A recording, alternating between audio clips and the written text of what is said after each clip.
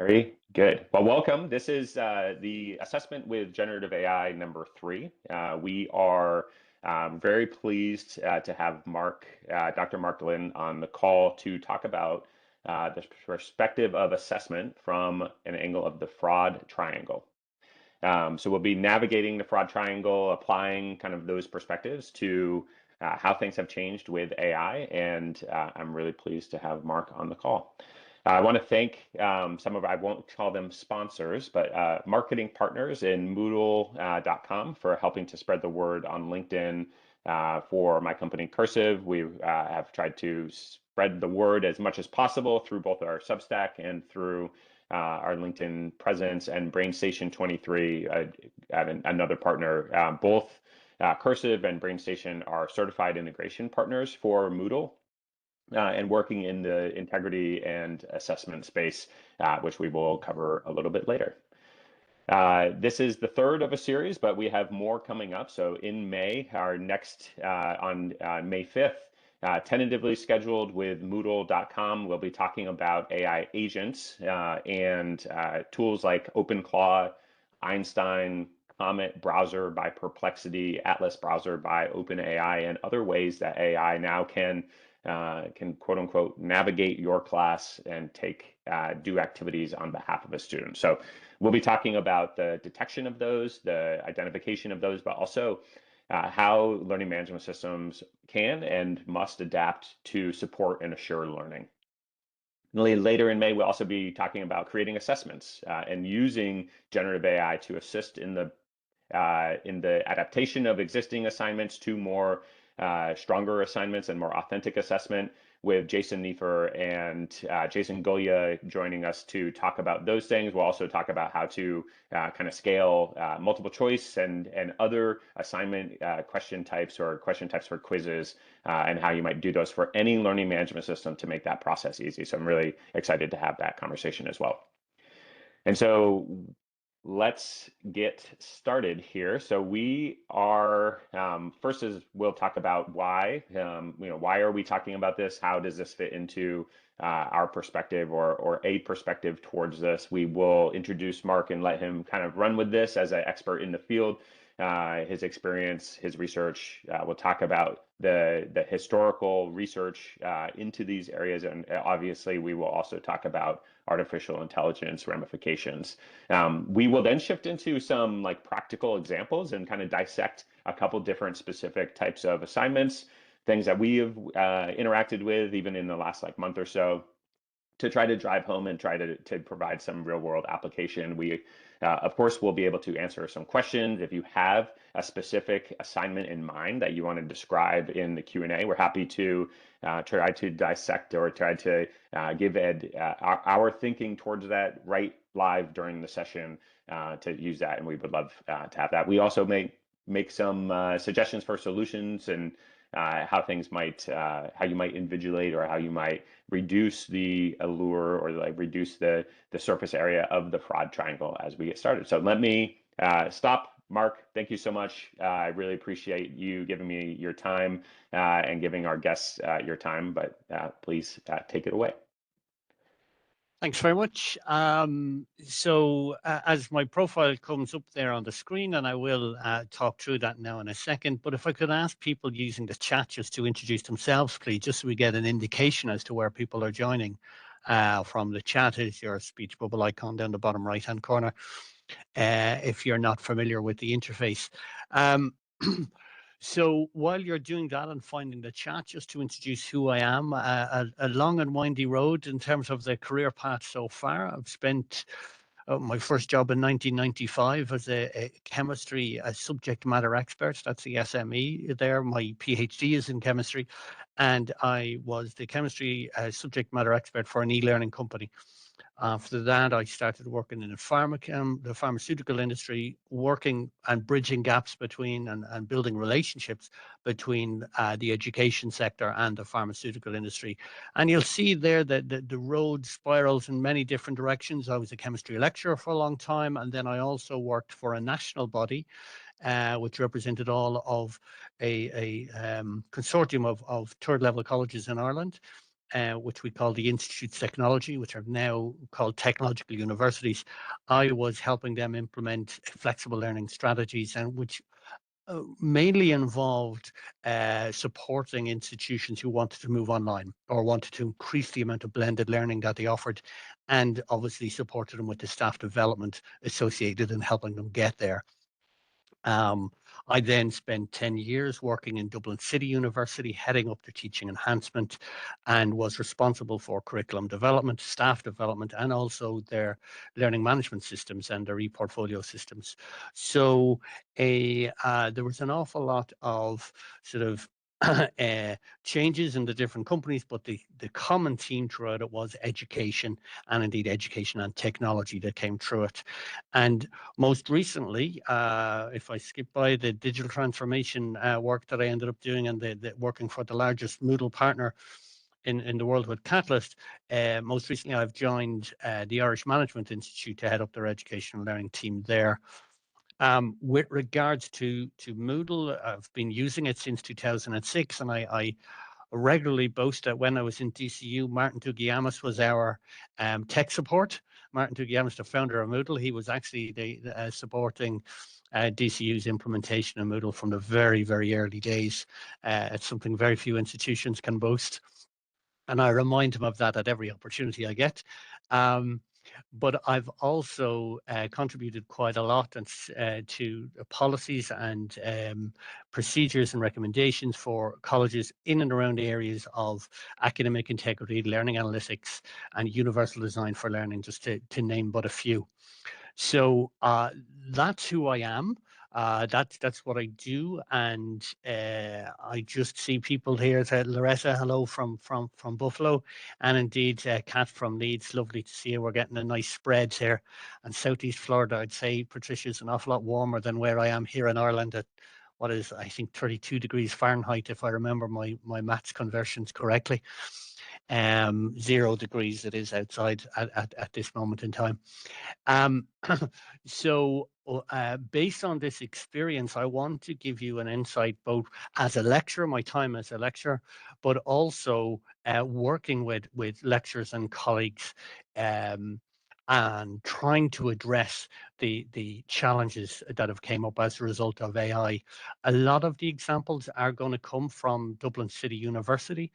And that's because of the time that I've spent there. The 10 years is a large portion of my career was spent there. But also the fact that they have done some super work and continue to do some super work in the area. So if you are interested, there will be links to the resources.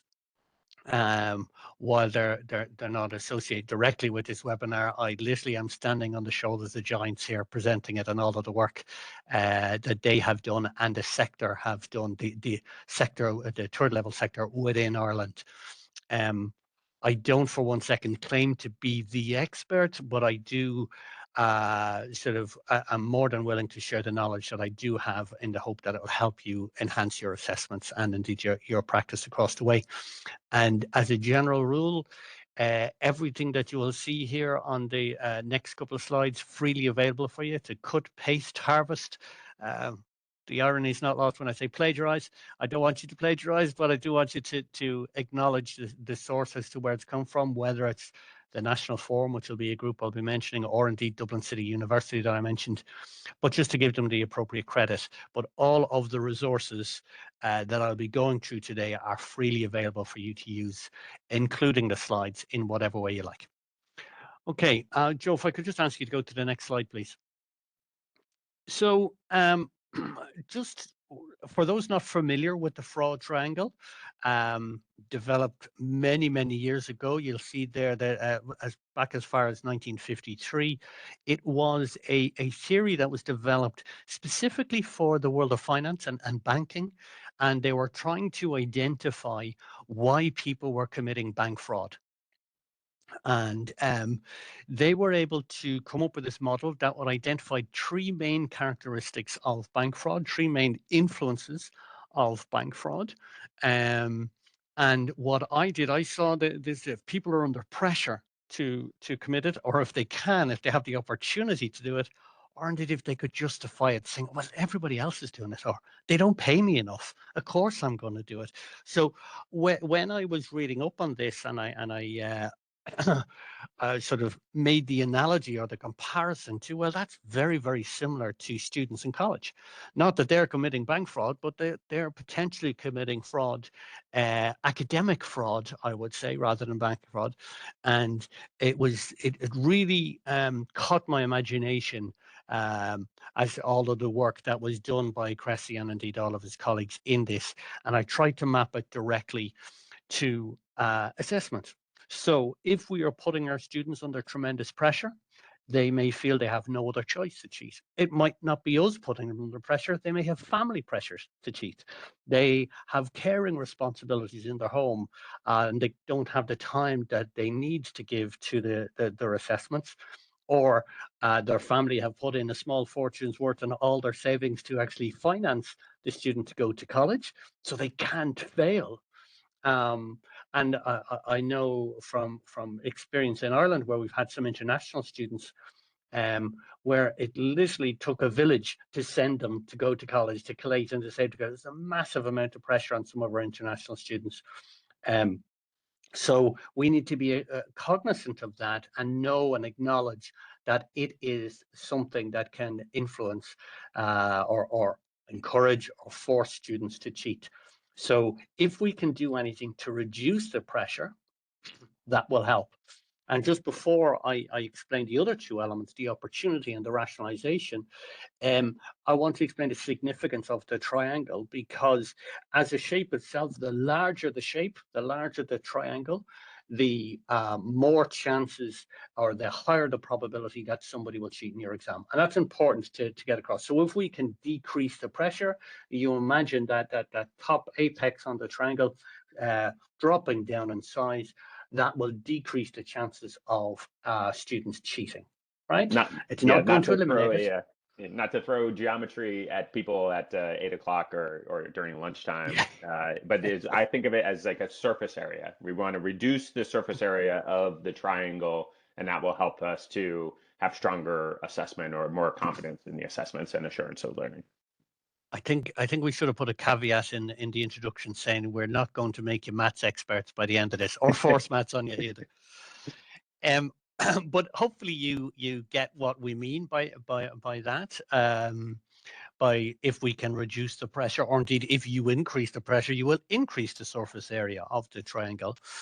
And with regards to opportunity, and we will go through some work examples later on, but if it's a non-supervised exam, maybe it's easier for them to cheat. They have the opportunity to cheat. We've all had these invigilated exams, and then maybe the invigilator pops out of the room for a few minutes. We've done this in school as we were kids.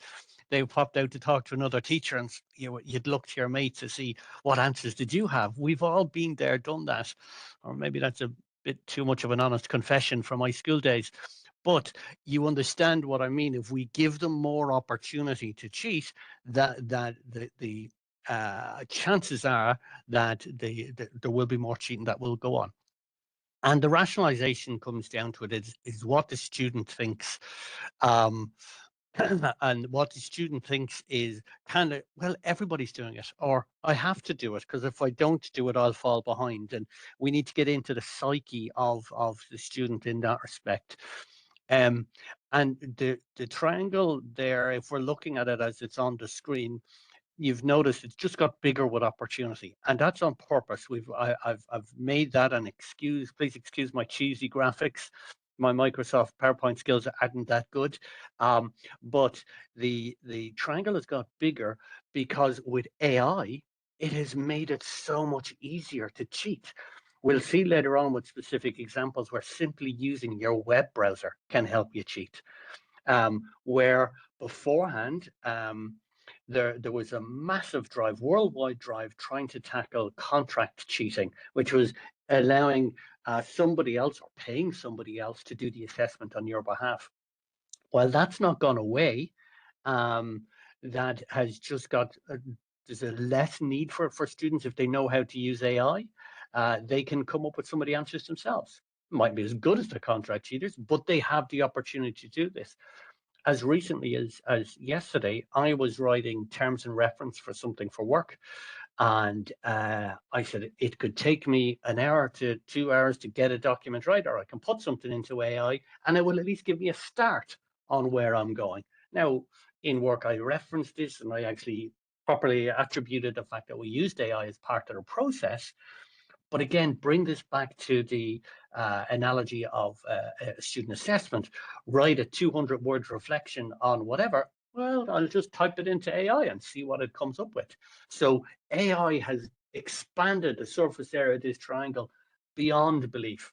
And if I'm being 100% truthful, the size of this triangle, the size of the opportunity goes way off the screen.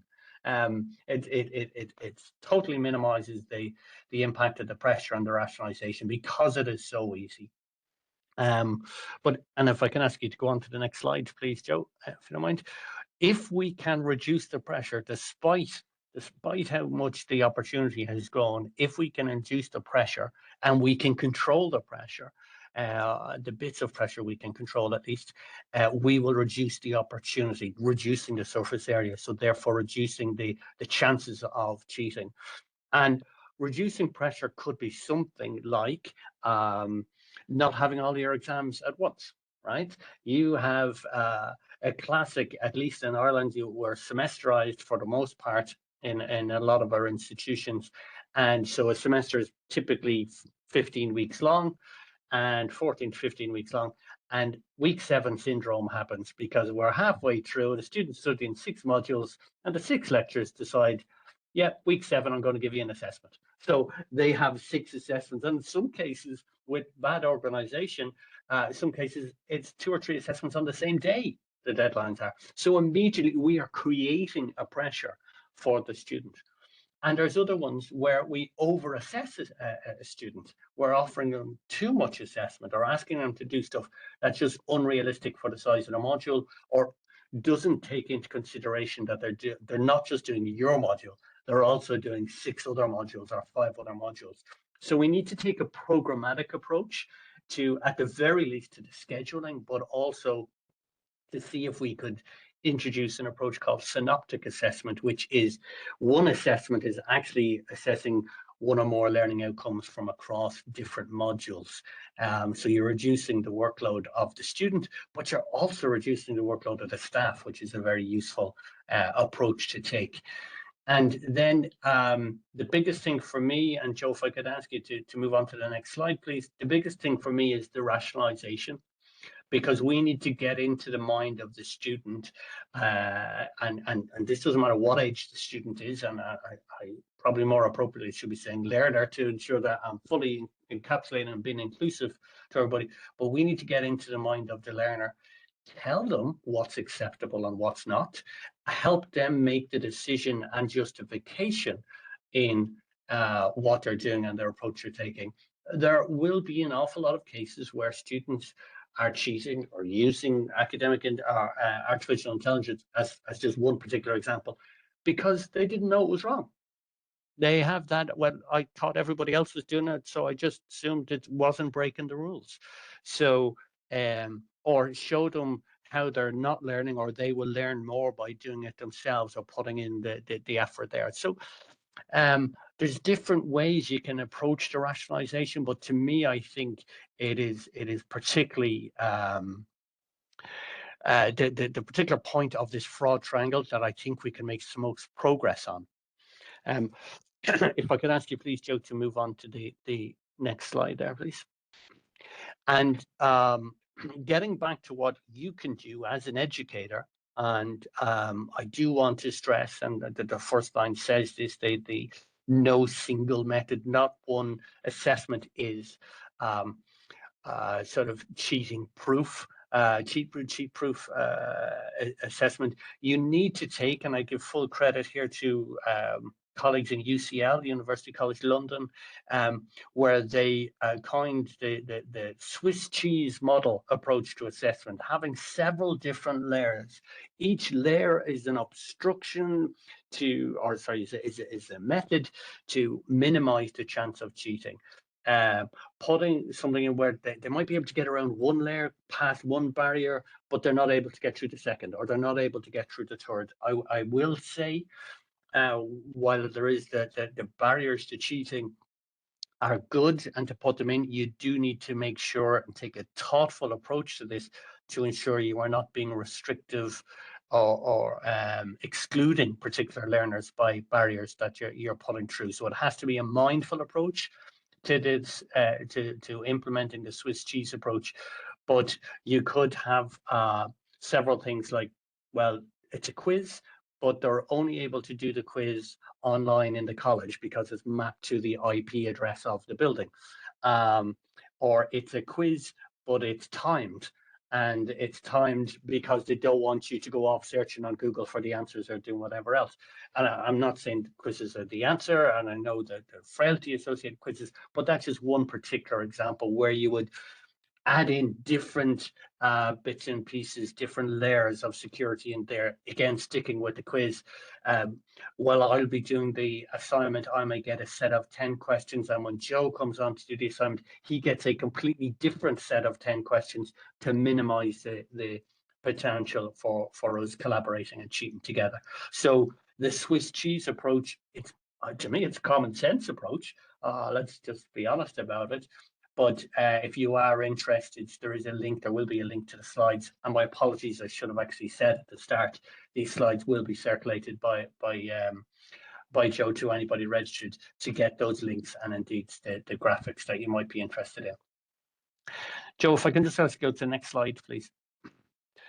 The other thing that I want you to be aware of, or that I just want to mention here, and again, please feel free to use the chat to add in questions or comments, or indeed your own experience with it, but it's with the AI detection solutions. And AI here, we're obviously talking about academic integrity, but in this case, specifically, I'm looking at the artificial intelligence side of things.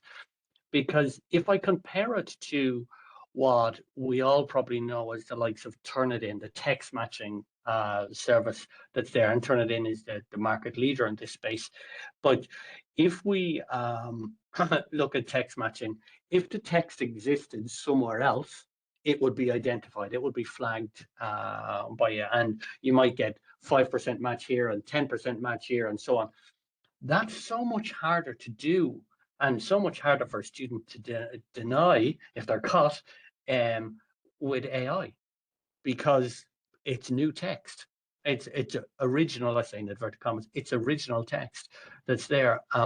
So there's a whole load of companies that are offering these AI detection solutions, but you need to be very, very conscious of, you are going to get, when you use these tools, and I'm sure they have their uses, and I'm sure there are some great tools out there. I'm not here to promote or indeed give out about every single AI solution tool, but you need to be aware and informed that you're going to have false positives and false negatives. So are you going to get human work, not AI generated work? Are you going to get human work flagged as being AI generated? And how's the student going to prove that it was them, right? And the stress and the pressure that puts on students is incredible. The knock-on effects goes way beyond your modules. So you just need to be very careful of that, and be aware of whatever tools you choose to use, that there will be false positives associated with it.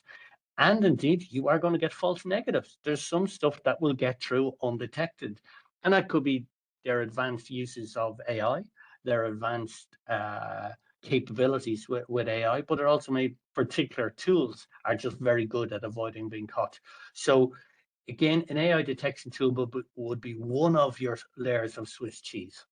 Just keep that in mind, the Swiss cheese model all the time. And the frailty of this module is you will get false positives and false negatives, and learn how to deal with, or have an approach in mind for how to deal with them in advance of your assignment, because it's too late after they arrive and the assignment is issued. And the other bit just associated with it, sorry, just for 1 second, if you can come back to the last slide, thanks. So I've often heard the solutions, well, AI can't do this. So I'm okay doing an assessment of taking a particular approach to assessment. What I have found in my experience, and I'm sure echoed in the experience of so many people in the room here, what AI can't do today is on their to-do list for what they need to do tomorrow. Because how AI has improved in such a short period of time. Right? AI is, relatively speaking, such a young technology, and it has just evolved beyond recognition. So don't rely on the fact that today your assessment can't be done by AI, because tomorrow it more than likely will be. And also don't rely on your infinitive knowledge of AI and all the tools that are out there, because they are growing by the minute. And you may think, oh, well, ChatGPT can't do this, but there might be another tool that can. So please don't rely on having these detection tools, but also don't rely on the fact that, oh no, sure, AI, of course AI can't do it. I was at a presentation there recently where somebody was talking about doing presentations, getting students to do presentations on a particular topic. And they were saying about, oh, well, you know, you can't fool there, you can't cheat a presentation. And one of the guys just put into a particular AI tool, I apologize, I can't remember the name of it off the top of my head, do a video on this particular topic. Here's the exam brief, and the video tool had to prompted the user to record 30 seconds saying a particular script, which it gave it, obviously saying various different words along the way. And then about 3 minutes later, it produced a video of that person talking. And I say that in inverted commas, of that person talking. It was AI talking on the particular topic. So I was absolutely floored by how quick and how easy it was that it was done. Now, you could see the flaws in it, and you could see, if you looked closely, you could see it, but I've no doubt those flaws will be minimized as the AI developers to-do list improves with time. Okay, so if we can go to the next slide, please, Joe, thanks. I want to get onto the resources that I would recommend for you. And this particular resource, and you'll see the URL down the end, it was developed by colleagues in Ireland. And what it does is it's a framework, a list of principles, and indeed talks about different tools that are available to you, but it also gives you guidance and examples throughout it. It's a free resource available worldwide. I'd strongly encourage you to take a look at it. And even if you only take a little bit out of it, that works. I would recommend it. It's well worth a visit. And hats off to Hazel, whose second name now just escapes me. Hazel, to come back to me, I'll have it in the notes afterwards. But down in the Southeastern Technological University, it was a national project, but Hazel was spearheading the project, and it is a brilliant platform to go on. Very knowledgeable people and very willing to be supportive and provide workshops as well. If I can just ask you to go to the next slide, please, Joe. Thank you.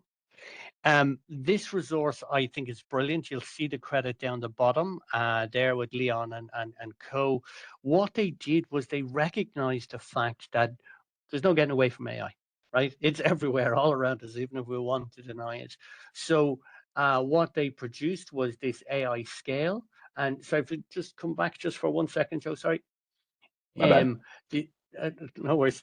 The AI scale, and I appreciate the text might be a little small to see on your screen, but the essence of it is you say to a student when you're giving them the assessment, this is the scale we're saying. On this occasion, no AI is used, or maybe on the next assessment you can use AI to help you plan, but you can't go any further than it. Right down through how AI can be embedded within your assessment techniques. And this scale is there, and as I say, the explanation is visible on the slide, but also, and you got a sneak preview, Joe, if I can ask you now to move on to the next slide, you got a sneak preview of the Moodle plugin that was developed. So very neatly plugs into the assessment interface within Moodle, and a lecturer will get the choice to choose and essentially to inform the student. So this is going back to the rationalization element. By using this, you're reducing the rationalization where students said, oh, I didn't know I couldn't use AI for this, or I didn't know I was able to use AI. Maybe that's another element of it. But this makes it front and center, very, very visible for the student. You'll see there in the example, the screenshot, the whatever the task is to do there is highlighted at the top, and right underneath the submission button, it tells you whether you're allowed to use AI or the extent on that assessment scale. So again, free resource available to use, and the AI assessment scale is something you would do a Google search on, and the credits are in the last slide, who are the brains behind it. But again, simple tool, simple resource that might be able to help you. But even if you don't have Moodle in your institution, the AI assessment scale is something that I would highly recommend you integrate into your staff development when they're designing courses, and integrate into your assessment design resources when you're supporting staff and doing it. Okay. I do see there are comments coming through. Joe, I might ask you to keep an eye on them if you don't mind. And please interject at any stage if there's anything where you want to add on. Another resource, and this is hat tip to Dublin City University here in this case, they developed these 12 principles under an Erasmus project. It started a long time ago, a collaborative project with 6 different universities around academic integrity. And what they did was they looked at, did a literature survey on how assessment design could influence academic integrity. And sifting through mountains of papers that were done and mountains of publications all on the area, they condensed them down into 7 principles or 7 items. And what they did as a follow-up step then from that was these 7 steps were circulated to friends and colleagues in the sector, very helpful and knowledgeable friends and colleagues across Ireland and the UK. And I think we also had contributions from a gentleman in the US. But we said, right, here are 7 items that we've identified. What are we missing? These are sort of 7 things that we have found in the literature that says, oh, if you do this, it will help reduce integrity issues that you will have. And through the combined expertise of all of these people, we were able to condense them into 12 different principles and categorize them into standards, which are the top 3 there with it, assessment design, which is the bottom ones on the left-hand side, and then student ownership. They were the 3 sort of categories, and those 12 were submitted through there. Now, as I say, the link is there. I'd highly recommend you to have a look at it. But what I want to do now as a brief activity, I'm going to ask Joe if you wouldn't mind going on to the next slide, please. And we're going to focus on the student ownership. Okay, so when I appreciate you won't be able to see it on this slide in great detail, but the next slide should have the activity there. Yeah, sorry. 1 second. Yeah. Sorry. So what I've done now, and oops, no, one too many. There we go. Perfect. So essentially, I'm zooming in here for you on the student ownership elements. So the 3 elements: standards, assessment design, and now focusing on student ownership. What I would love to do is to get your opinion. I'm going to talk you through these now in a second. But get your opinion on these student ownership suggestions, these student ownership principles, and maybe how you have done something like that in your own class. Now, the sort of principles there, I won't go through them word for word, but to know whether somebody has completed the assignment, maybe build in a form of a viva or a presentation side of things. That may not be practical for every single assignment, depending on your class type. But having it there where you randomly choose somebody and the students know in advance, they may be randomly chosen to present on the topic, that will reduce the rationalization because it's telling them, I might be caught. Does that make sense? When you think about those lines, um, you may also give them the opportunity. Number 10 there is to personalize the assessment, and that works in two ways. Because one, they can't copy off their mate. They can't copy off everybody or take a little bit of Joe's and a little bit of Mark's and a little bit of Cat's, because it needs to be personalized. But the other side is it gives them ownership of the assessment, and they feel like I'm empowered by this learning. So it will reduce the rationalization to cheat because they know the stuff, they know their own personalized experience. And it really drives home the learning as well. So it's good pedagogical practice to try personalize the assessment too. So if I can ask you, please, just with those principles in mind, if you want to add to the chat there on maybe an idea on or one of those principles that you may have used where you empowered the student or you gave them ownership on the assessment.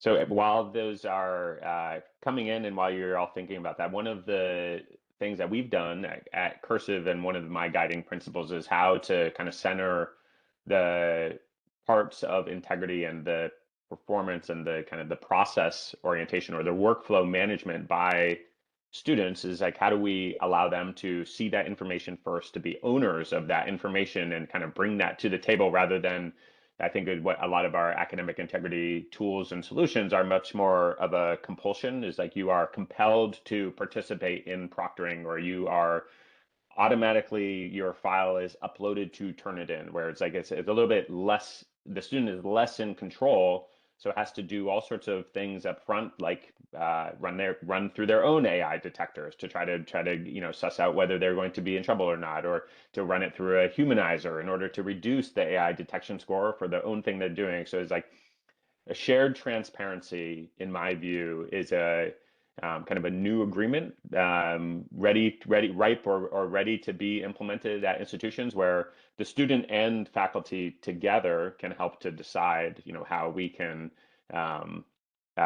where we're meeting in the middle, right? It's like I'm providing this, but I see it before I give it to you. I have comfort. My comfort level is much higher. There's no surprises in the transaction of me providing my proof of my effort, proof of my work, my presentation, my showcase. Those things are just a little bit more. I think we can help to smooth that along. There is definitely a place for proctoring, plagiarism detection, all of these other tools that are being used. We do have a comment from Patricia. So thanks. So a flipped classroom helps. So here's your topic. Prepare a 5-minute presentation. We'll give you that you'll give to the class next week. So the quality of the content, the quality of delivery, those help to assess if they owned that process or not. I think that's a really great example. Yeah, I think so too. And actually, I'm going to focus in on one of the words there that Patricia uses, where it's process, because I would strongly encourage people to not just assess the product of what they produce, for example, in that case, probably PowerPoint slides or the presentation itself, but it was the process. See if there's some way that you could assess the process. I think it becomes a much more effective assignment. So yeah, thanks for sharing that, Patricia. I really do appreciate it.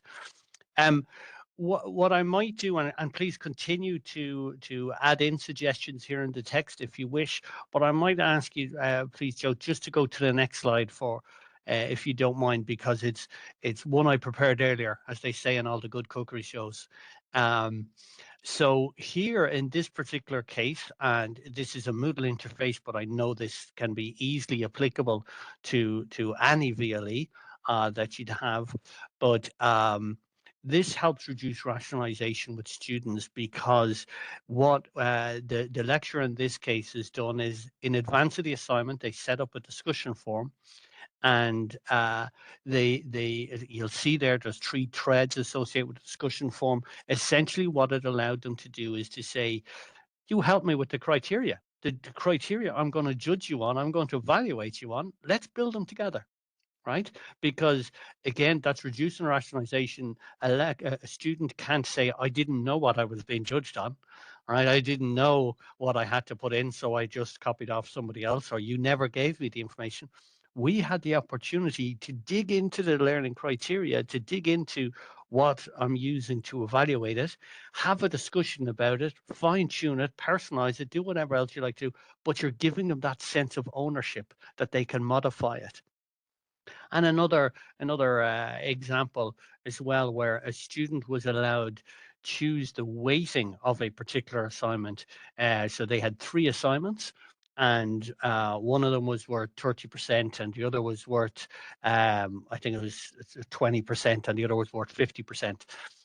But they had a bit of flexibility where they were able to sort of modify one and say, well, I'll make that one worth 25% and this one worth 45% because my strengths are more suited towards that one.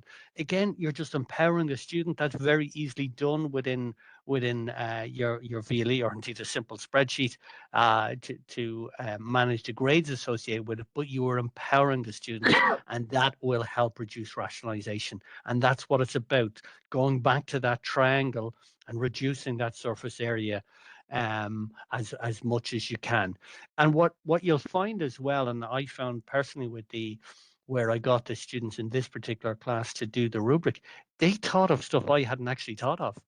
And they thought of it, they showed a tremendous amount of thought and effort into the assessment. And as a result, the product that they produced at the end was of such high quality. It was brilliant. It was something I'd highly recommend getting them involved in the design of the rubric. And some of them even, one particular cohort of students in this, when I tried this with them, they actually said, could we have a stage in advance where we peer review one another's? And again, I was like, happy days. You want to do more assessment? It's a very rare occasion when a learner asks you to be assessed more rather than less.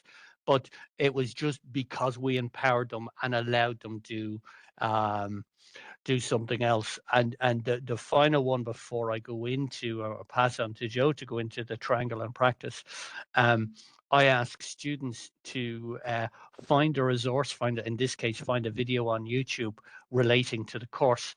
And so they had to find the video and then write a small paragraph on why it was relevant to the course. And they all had to put it up. And the one criteria was you couldn't put up a video one of your colleagues has put up already. And I had, at that stage, I think I had over 100 students in the class. So I got over 100 different unique videos, all relating to the class content. It was genius for me because I had that used for next year's class and the year after's class.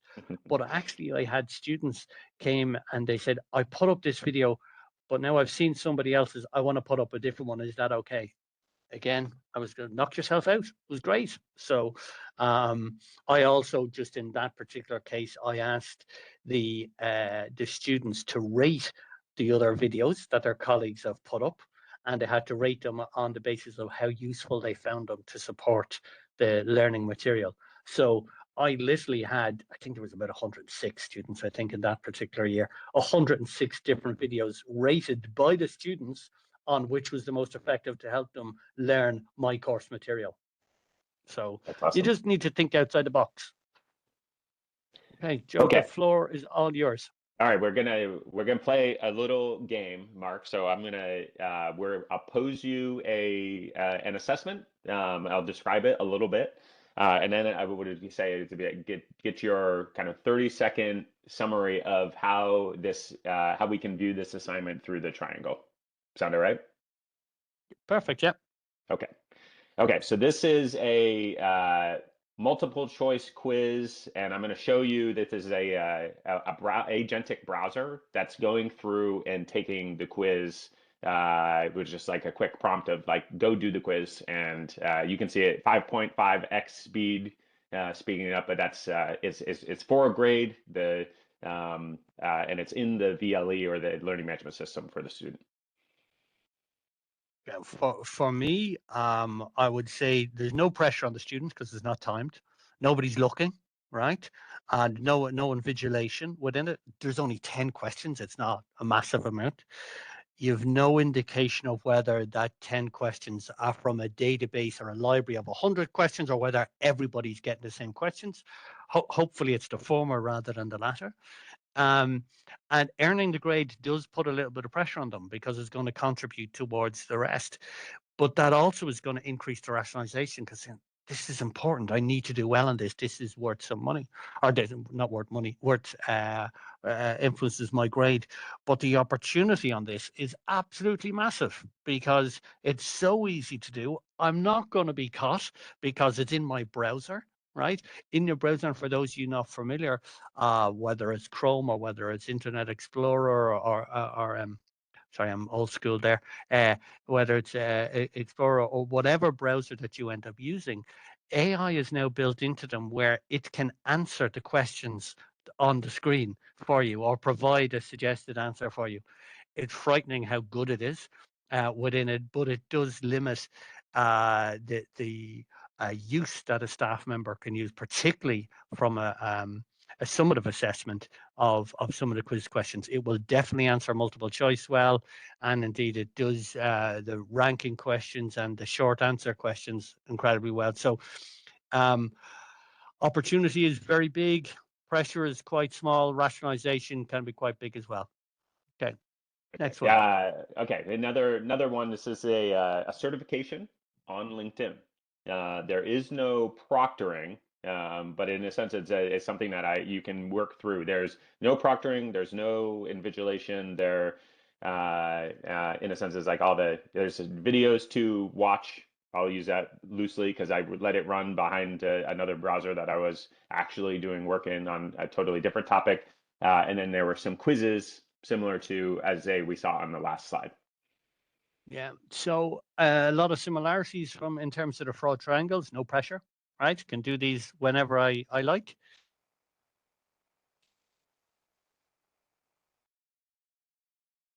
Oh, good. So I still hear you.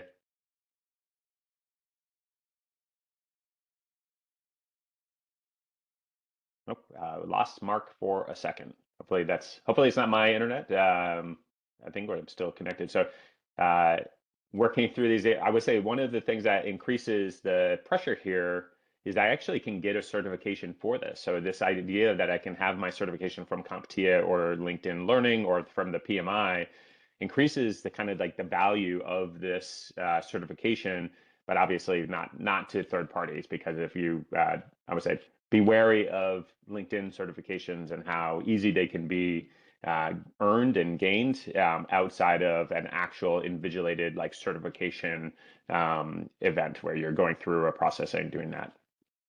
I'll raise another one is like the 5-paragraph essay has been kind of much maligned recently, where we have a typical format. You can write an intro, a conclusion, 3 body paragraphs. This is really easily created by generative AI tools. One of the first things that they really were successful at doing. And so the rationalization, all students are doing it. That's very, very high. The opportunity also very high because in a sense, all frontier models are very good at doing this. And the potential where it's increasing or is for a grade increases the pressure at least a little bit. So you have a massive surface area for kind of the 5-paragraph essay if it's just evaluation of the product. Now, in order to kind of tighten that surface area, one great example we wanted to call attention to is like actual certifications for high stakes that are delivered in a high stakes assessment environment. So the NCLEX, if you don't know, if you're international, the NCLEX is a certification examination for nurses. So they sit for the exam. It's like 5 hours that they're going to do this. It's done from a testing center, highly invigilated. Right. So the pressure is massive here because if you pass or don't pass, you will have an impact on your career. But the rationalization, right? So few students are cheating on this. They have a high invigilation. All students are subjected to the same standards from the invigilation perspective as a much lower. And from the opportunity perspective, you can see that narrows significantly as well, providing a very small surface area for being able to test on like a national board certification examination like the NCLEX. So just as an example, Mark, you're back. I'm back. Mental note to self, press the power switch on your laptop when you plug it in. I actually hadn't done that rookie mistake. I do apologize. No worries. Sorry about it. I'll give you one last one. So this is our future guest, Jason Gullia, had a reading writing portfolio. So this was kind of like 8 different tasks broken up to solicit information from a student periodically as they're working through a specific read and writing reflection assessment. So it was done over time, many different parts. Each of those parts was kind of participatory or built on the other previous parts. I'm curious, Mark, how do you think, what do you think about this type of assessment design?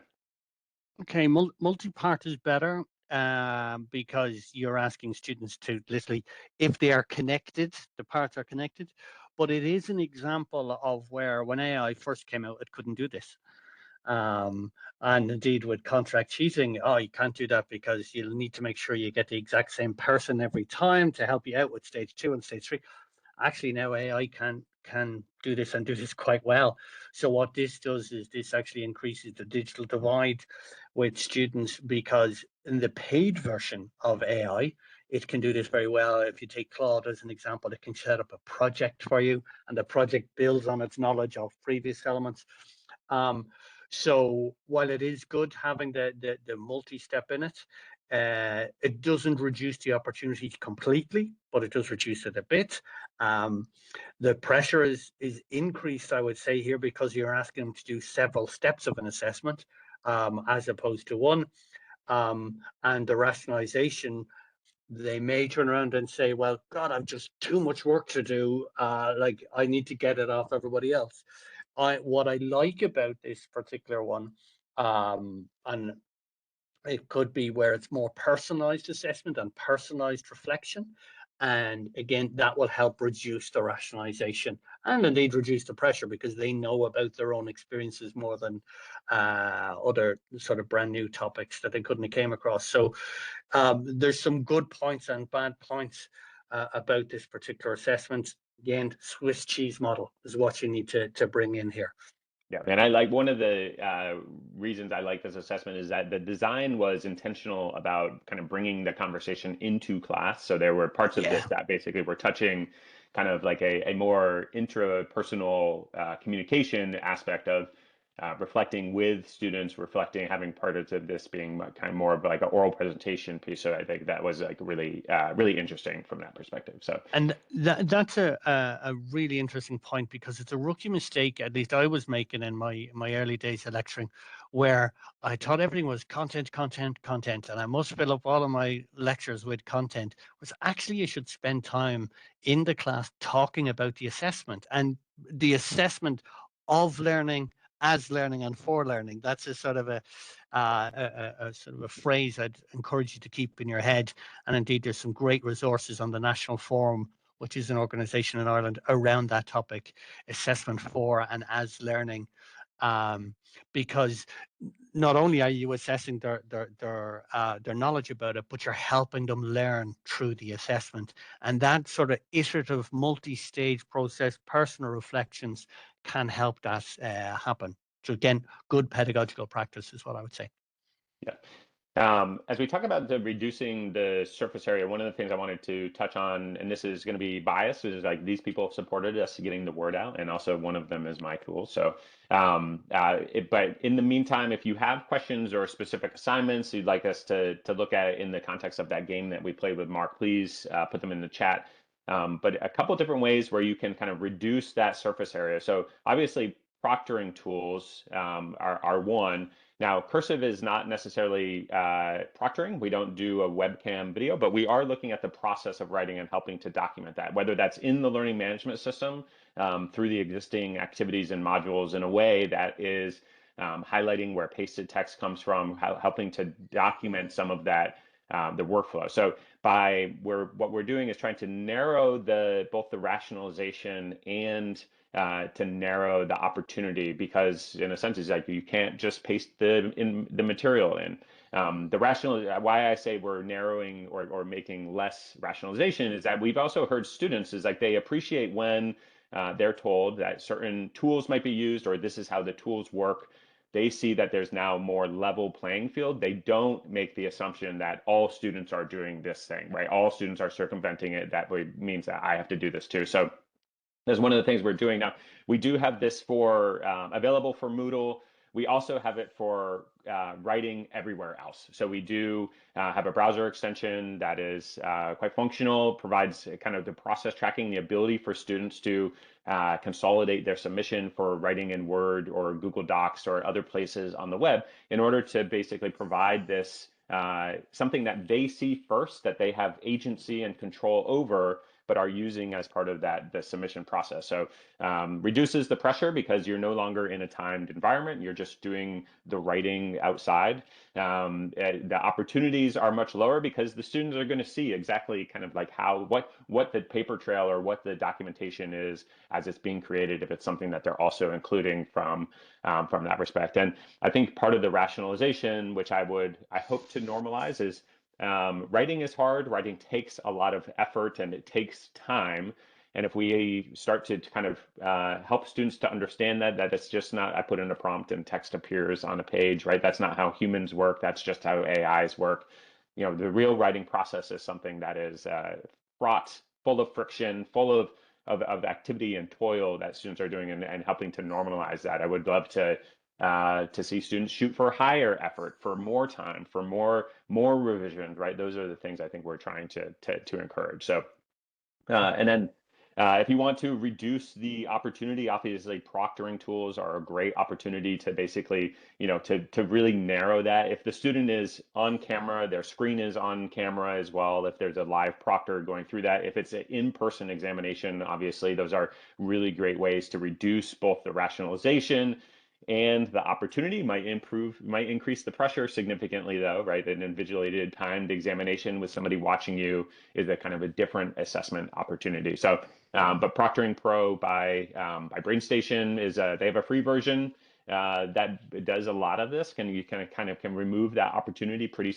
significantly without a significant cost. But there's lots and lots of other types of tools, from process tracking to proctoring to plagiarism detection, that help to kind of mold that triangle into the shape or the size that you want it to fit in for your assessment, for your institution, for your courses. So I have a couple questions for you, Mark. I'm curious.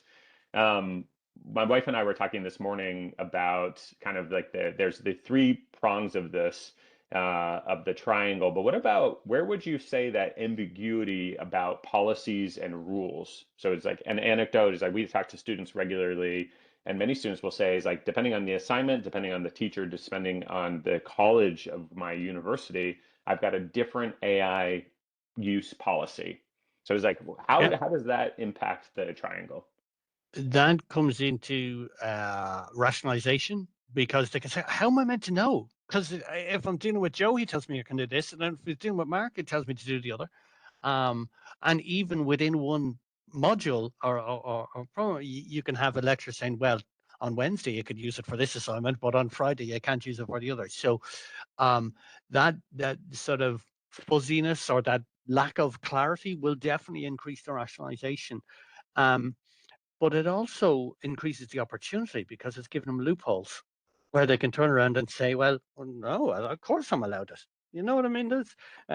Or you weren't clear enough in it. It wasn't in. I didn't sign up to, or whatever it was that you want to say. So you're giving them the opportunity, by you not being clear, by your institution not being clear, you give them the opportunity, and you're empowering the rationalization for it, or encouraging the rationalization. If I can, does that answer your question? Is that okay? It does. Yeah. If I can just come back to some of the tools as well, bringing back to what I was saying earlier on about the false positives and false negatives. For me, I would be very conscious. I'm passionate about accessibility and inclusion, and those that know me would know that.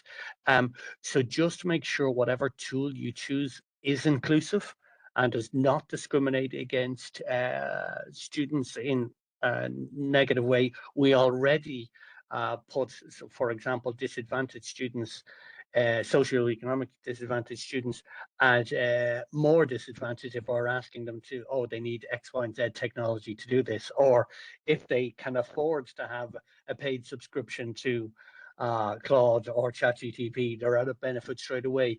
So please don't, when you're doing your Swiss cheese model, don't put up barriers for exclusion. Put it up for cheesing by all means, right? But just remember the student at the end of the day, and prioritize with inclusion, please. It's just a personal recommendation or Yeah, request. I think it's a great point. I think I would even go one further too. Is like in the name of invigilation and integrity, we often ask even honest students to do more work and to prove their honesty in more ways. And I think there's a risk there. I think there is a opportunity to make it hard for cheaters without making it unduly harder for students who are doing the right thing. And I think there's for all intents and purposes, honest students are the majority and continue to be the majority of our learners, of our best and brightest that are coming through our degree programs. It's a narrow set.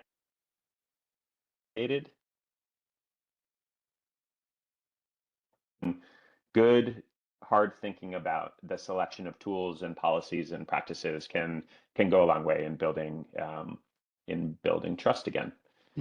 I just got a note that my internet is a little bit fuzzy, so hopefully this is still recording, but we're at the top of the hour. Mark, thank you so much. This was a wonderful conversation. We'll let all of the rest of our attendees drop, and thank you very much. No problem. Thanks for the invitation, and my apologies for dropping out there temporarily with the power. And thank you to everybody that took the time to join in. Thank you very much. Thank you all.